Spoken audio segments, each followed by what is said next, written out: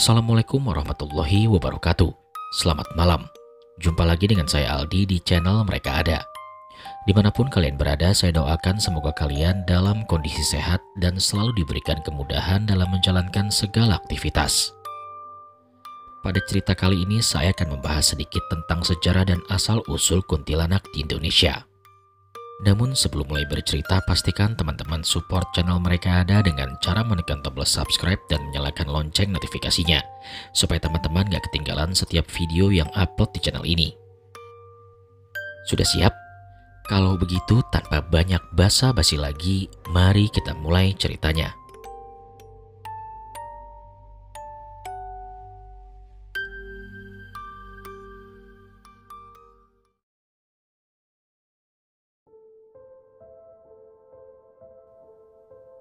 Kuntilanak adalah salah satu makhluk halus yang paling dikenal dalam mitologi Indonesia, dengan cerita yang telah turun-temurun diceritakan di berbagai daerah. Mitos kuntilanak ini meskipun dikenal dengan banyak nama dan variasi, tetap mempertahankan karakteristik yang sama, yaitu sosok perempuan yang meninggal dalam keadaan yang tidak wajar, dan kemudian kembali sebagai arwah yang gentayangan. Munculnya kuntilanak sangat erat kaitannya dengan tradisi lisan, mitologi, serta kepercayaan masyarakat Indonesia terhadap dunia gaib. Dalam sejarahnya, kuntilanak bukan hanya sekedar cerita horor, tapi juga menggambarkan nilai-nilai sosial, budaya, dan ketidakadilan yang terjadi di masyarakat. Dalam banyak kasus, kuntilanak diyakini berasal dari wanita yang meninggal saat melahirkan, atau karena penyebab lain yang tidak wajar. Dan mereka yang meninggal secara tragis atau tidak mendapatkan penghormatan yang layak diyakini akan kembali sebagai hantu untuk mencari balas dendam. Kisah kuntilanak pernah dibedah oleh seorang antropologi kelahiran Jerman dalam artikelnya yang berjudul Kuntilanak Ghost Narrative and Malay Modernity in Pontianak, Indonesia. Dalam artikel tersebut dijelaskan bahwa kuntilanak pertama muncul di kalangan masyarakat Pontianak, Kalimantan Barat. Dikisahkan bahwa hantu kuntilanak muncul ketika ada upaya mendirikan sebuah kota di antara pertemuan dua sungai, yaitu Sungai Kapuas dan Sungai Landak pada tahun 1771. Ada upaya pendirian kota di lokasi tersebut oleh masyarakat yang dipimpin oleh Sultan Syarif Abdurrahim, disebabkan sungai tersebut tonggak penting jalur transportasi. Karena alasan tersebut, akhirnya dilakukan upaya pembangunan sebuah kota di wilayah tersebut karena letaknya yang sangat strategis. Dalam pembangunan kota tersebut, bahan-bahan yang digunakan berasal dari alam sekitar seperti batu dan kayu. Ketika para pekerja akan menebang pohon-pohon dekat sungai untuk bahan pembangunan, tiba-tiba muncul suara aneh melengking dari atas pohon yang tinggi menjulang. Adanya suara-suara tersebut kemudian membuat para pekerja ketakutan dan berlarian menjauhi sumber suara tersebut. Tidak hanya para pekerja yang diganggu oleh kuntilanak, para masyarakat biasa dan para nelayan pun menjadi sasaran gangguan dari kuntilanak. Rumor-rumor tentang adanya hantu kuntilanak yang kerap mengganggu pekerjaan dan orang-orang yang sedang berlayar di sungai kemudian sampai ke telinga Sultan Syarif Abdurrahim. Kemudian Sultan Syarif Abdurrahim bersama pengikutnya memutuskan untuk mengusir kuntilanak karena dianggap sebagai roh jahat yang mengganggu masyarakat. Masyarakat setempat bersama Sultan Syarif Abdurrahim kemudian menyiapkan meriam untuk memerangi kuntilanak. Singkatnya, setelah ditembaki oleh masyarakat dengan meriam, akhirnya kuntilanak-kuntilanak itu pergi menjauhi lokasi kota baru dan berlari ke arah pedalaman. Setelah kuntilanak berhasil diusir, pohon tempat hantu itu berdiam kemudian ditebang dan digunakan untuk membangun masjid agung dan bangunan lainnya. Berdasarkan peristiwa serangan kuntilanak yang terjadi selama pembangunan, akhirnya kota tersebut diberi nama Pontianak.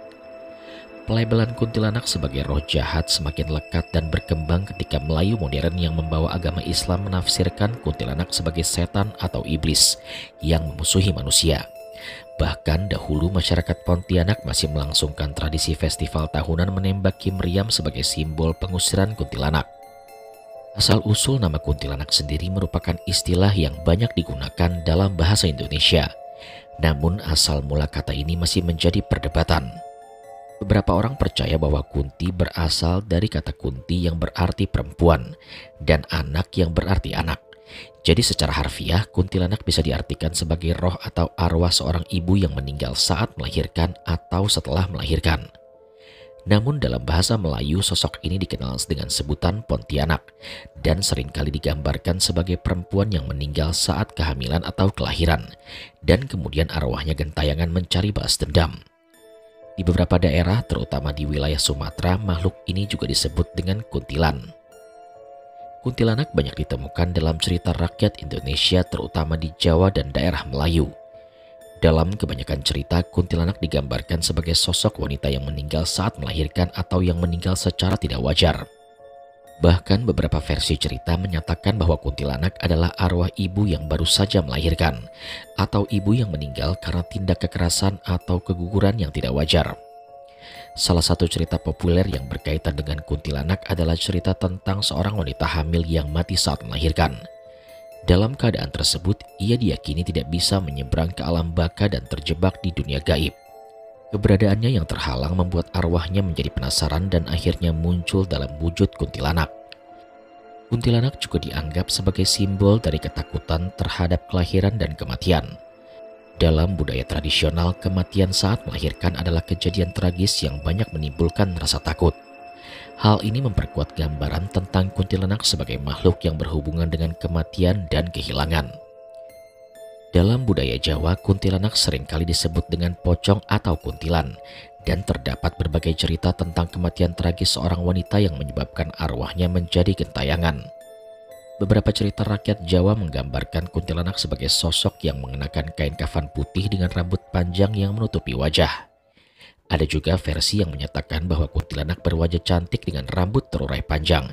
Namun dalam banyak kasus penampilannya terkesan menyeramkan, dengan mata merah menyala dan senyum mengerikan.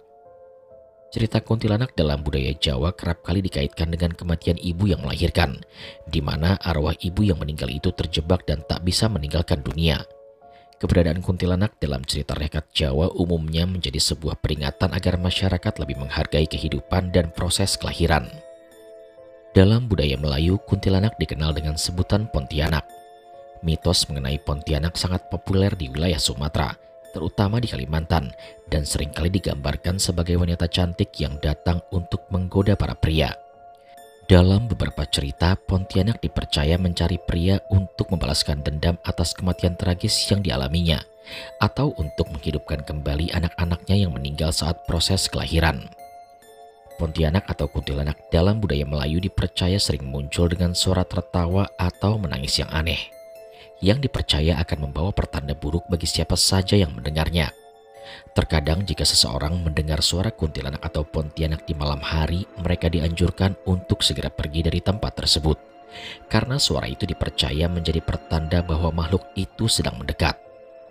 Kuntilanak dalam banyak cerita seringkali menjadi simbol dari ketidakadilan sosial dan kekerasan terhadap perempuan.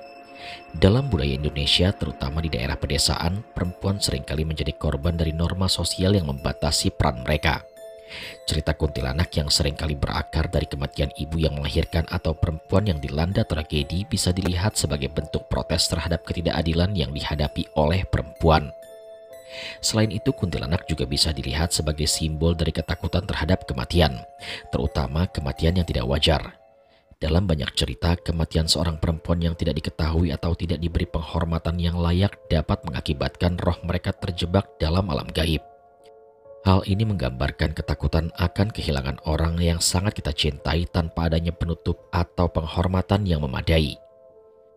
Seiring dengan perkembangan zaman, cerita-cerita tentang kuntilanak tidak hanya tetap ada dalam cerita rakyat, tetapi juga diadaptasi dalam budaya populer, terutama dalam film horor Indonesia. Sejak tahun 2000-an, kuntilanak menjadi salah satu ikon horor yang sangat populer di kalangan penonton Indonesia. Film Kuntilanak 2006 yang disutradarai oleh Rizal Mantovani adalah salah satu contoh bagaimana kuntilanak diadaptasi di dalam film horor modern. Dalam film tersebut, kuntilanak digambarkan sebagai makhluk gaib yang mencari balas dendam atas kematian tragis seorang perempuan. Elemen-elemen tradisional seperti baju putih, rambut panjang, dan penampilan menakutkan tetap dipertahankan, meskipun dengan beberapa penyesuaian untuk membuatnya lebih relevan dengan penonton masa kini. Cerita film ini kemudian disusul dengan berbagai adaptasi dari seri lainnya, menjadikan kuntilanak sebagai salah satu figur horor yang ikonik di Indonesia. Selain itu, berbagai media lainnya seperti buku, acara TV, dan video game juga banyak mengambil inspirasi dari sosok kuntilanak ini. Ada satu hal yang tidak boleh terlewatkan ketika kita membahas tentang sosok hantu kuntilanak, yaitu kuntilanak merah. Ada yang pernah dengar atau bahkan melihatnya? Kuntilanak merah adalah salah satu varian kuntilanak yang lebih jarang ditemukan dalam cerita rakyat Indonesia. Namun ia memiliki ciri khas yang sangat menyeramkan dan sangat menakutkan. Dalam kepercayaan masyarakat, kuntilanak merah lebih dikenal karena penampilannya yang lebih agresif, berbahaya, dan menimbulkan rasa takut yang lebih besar dibandingkan dengan kuntilanak biasa. Untuk ciri-ciri fisiknya yaitu kuntilanak merah digambarkan dengan rambut panjang yang tidak terawat, namun lebih mengerikan karena terkadang rambutnya berwarna merah atau hitam pekat, dengan darah yang menetes dari ujung rambutnya. Wajah kuntilanak merah seringkali terlihat sangat menyeramkan, dengan mata merah menyala atau bercahaya. Terkadang mulutnya terbuka lebar dengan gigi-gigi tajam yang berlumuran darah. Wajahnya bisa sangat hancur atau berubah menjadi sosok yang sangat menyeramkan. Berbeda dengan kuntilanak biasa yang sering memakai gaun putih, kuntilanak merah sering digambarkan mengenakan pakaian yang sudah robek, berlumuran darah, atau pakaian yang tampak kotor dan bernoda. Beberapa versi bahkan menggambarkan kuntilanak merah dengan tubuh yang penuh bekas luka atau darah yang mengalir. Kehadiran kuntilanak merah terasa lebih sangat menakutkan. Selain penampilannya yang menyeramkan, ia juga memiliki energi yang lebih gelap dan lebih kuat, memunculkan perasaan takut yang lebih mendalam pada siapapun yang mendekatinya. Suaranya lebih keras dan mengerikan, bisa berupa tawa yang terdistorsi, teriakan atau jeritan kesakitan. Suara-suara ini lebih mengerikan karena biasanya terkait dengan penderitaan atau kemarahan besar yang dialami oleh makhluk tersebut. Ketika muncul, kuntilanak merah mungkin tidak hanya sekedar menakut-nakuti, tetapi juga menyerang atau mengejar orang-orang yang berada di sekitarnya. Penampakannya seringkali terkait dengan situasi yang sangat mengancam. Kuntilanak merah biasanya dianggap sebagai arwah wanita yang mati dengan cara sangat tragis atau penuh kekerasan. Ada beberapa cerita yang menceritakan tentang asal-usul kuntilanak merah ini. Kematian tragis karena kekerasan. Kuntilanak merah dipercaya berasal dari perempuan yang dibunuh dengan cara yang sangat kejam atau disiksa. Dalam beberapa cerita, wanita tersebut mungkin dibunuh oleh pasangan atau orang-orang di sekitarnya karena alasan yang tidak adil, seperti kecemburuan atau kebencian. Karena kematiannya yang sangat tidak wajar dan penuh kebencian, roh wanita tersebut tidak bisa tenang dan berubah menjadi kuntilanak merah mencari pembalasan atas penderitaan yang ia alami. Ada pula versi cerita yang menggambarkan kuntilanak merah sebagai arwah ibu yang meninggal saat melahirkan anaknya dalam keadaan yang sangat menyakitkan. Wanita yang melahirkan dalam kondisi penuh penderitaan baik karena kekerasan, kelahiran yang tidak normal atau bahkan keguguran, diyakini akan menjadi sosok kuntilanak merah. Ia kembali sebagai arwah penuh kemarahan dan kesedihan, tidak hanya terhadap kematiannya, tetapi juga terhadap peristiwa yang menyebabkan ia kehilangan nyawanya. Dalam beberapa versi cerita, kuntilanak merah dikaitkan dengan ketidakadilan sosial, seperti pelecehan terhadap wanita atau pengabaian terhadap hak-hak perempuan.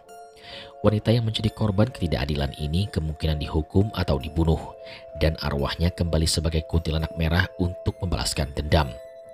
Kisah-kisah semacam ini sering digunakan untuk menggambarkan kritik sosial terhadap perlakuan buruk terhadap perempuan dalam masyarakat.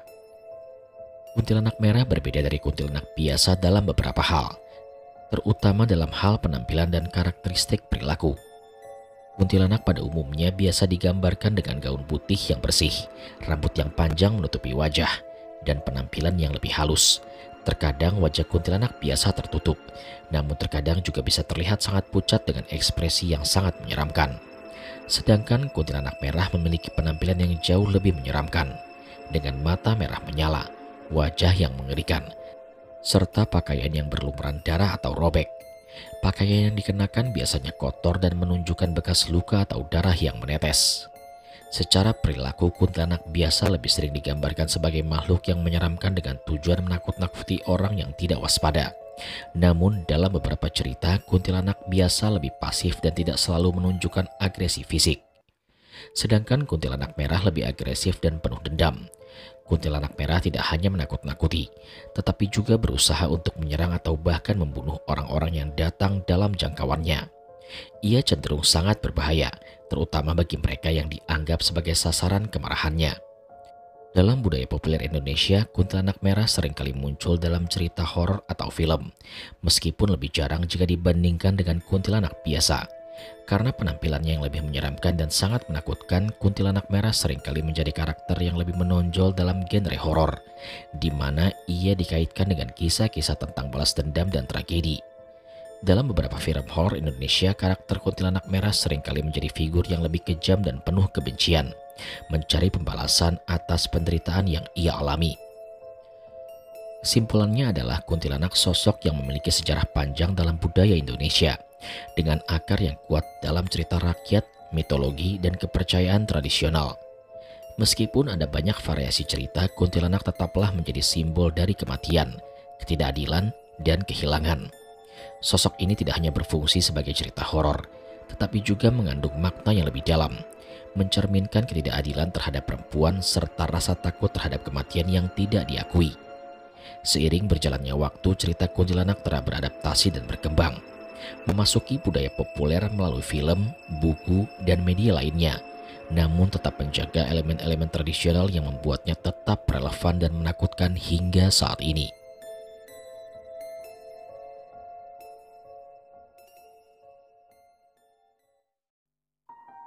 Sekian cerita pada kesempatan kali ini. Terima kasih kepada kalian yang sudah setia menyimak cerita di channel Mereka Ada. Jangan lupa untuk support channel Mereka Ada dengan cara menekan tombol subscribe dan menyalakan lonceng notifikasinya.